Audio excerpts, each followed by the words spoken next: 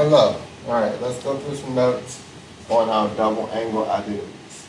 So, good news is I'm not going to ask you to remember these two identities. They will be on the formula sheet that you get for the test. So, the only thing you will be asked to do is apply it. A couple of things to point out is sine of 2 times theta, or sine 2x, as we'll commonly see, is 2 times the sine of theta times cosine theta. Notice there are 3 different versions of cosine 2 theta. So we primarily will be using this top one, the cosine squared x minus sine squared x. Although you could use the other ones and your answer will come out the same. So if we look at our first example, if 104 x given between 180 and 270, which will put it into quadrant 3. So we're talking about quadrant 3. And we're given that the cosine of x is negative 3/5, which means we need to first find the sine of x. So let's draw a triangle for quadrant 3, being a negative x and a negative y. And let's say x is there. So if the cosine is negative 3/5, this is going to be negative 3, and the hypotenuse is going to be 5. So we can use the Pythagorean theorem, negative 3 squared plus our unknown y squared is equal to 5 squared. So y squared is going to be equal to 16, which is going to make y, in this case, being negative 4. Take the square root of both sides. That we should know how to do at this point. So now that we know that, that will tell us that our sine of x, let's say our sine x, in this case, is negative 4/5. So that now we can find our sine 2x. Sine of 2x being equal to 2 times the sine of x times the cosine of x. So replace the sine of x and cosine of x with their respective values. So this will be equal to sine of x being negative 4/5, and the cosine of x, given in the problem, being negative 3/5, which will make this 2 times negative 4 times negative 3 is going to give me 24 over 25. And that is our sine of 2x. Now we need to find our cosine of 2x. So to do that, cosine of 2x, let's use cosine squared x minus sine squared x. So again, take their respective values. So cosine squared, meaning we'll take the negative 3/5 and square it, and subtract the negative 4/5 squared.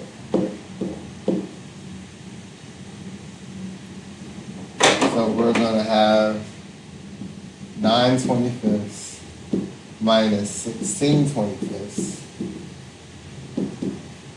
So our cosine 2x is just equal to negative 7 over 25.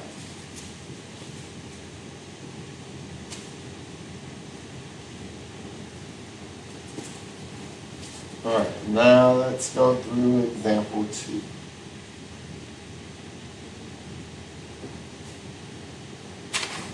So here, x is between 0 and 90.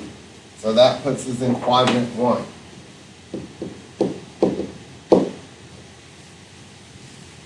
So we got a positive x and a positive y. There's our x. The sine is 3/4. So that makes the hypotenuse 4. And now our y is 3. So again, we got to solve for x. So now 3 squared plus our unknown x squared is going to equal to 4 squared.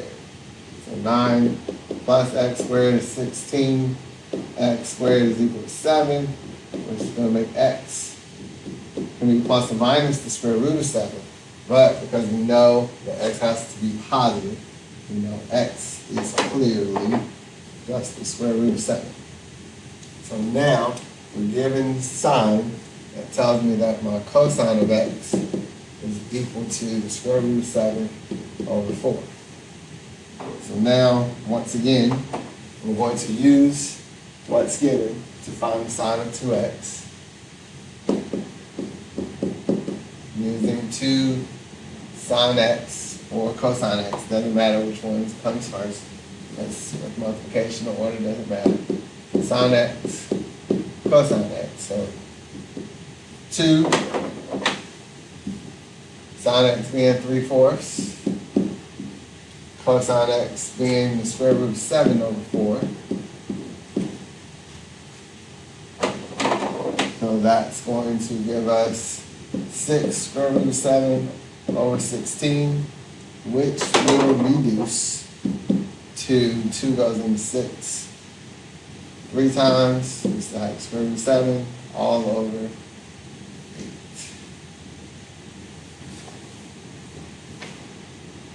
So now for our cosine, let's see, that's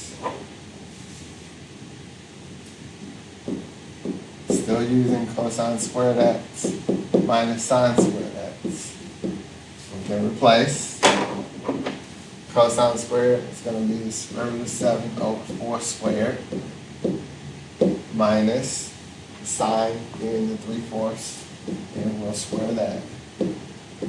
So that's going to give us 7 over 16 minus 9 over 16, which is negative 2 over 16, which will reduce to negative 1/8.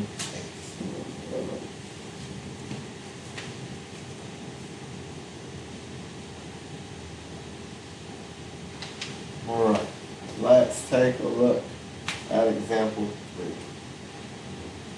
Now we have to prove it. Okay, so using, again, the identities that have been given to us,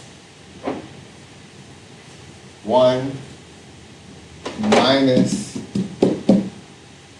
cosine 2x. So I'm still going to use 1 minus cosine squared x minus sine squared x.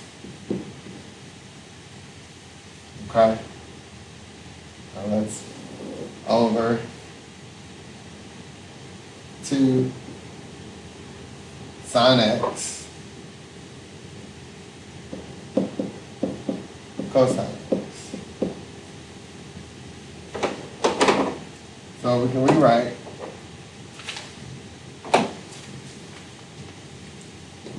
as 1 minus cosine x plus sine x, or squared rather, cosine squared and sine squared. That's important. All over 2 sine x cosine x. So we notice what that is. What's 1 minus cosine squared x? Yes. So we end up with sine squared x plus sine squared x all over 2 sine x cosine x. Keep in mind, we have a desired outcome of tangent x. So sine squared plus sine squared is going to be 2 sine squared x over 2 sine x cosine x. So hopefully you notice that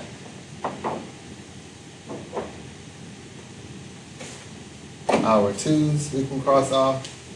We can get rid of one sign up top and one on the bottom, which leaves me with sine x over cosine x. And yes, we know sine x over cosine x is tangent x, and we have proven that it is equal to tangent x.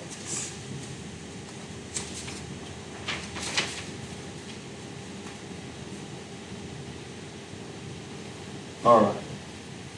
So if you need to rewatch these first 3 examples, please feel free to do so. And go to video number 2 to get examples 4 through 5 and the practice. Thank you.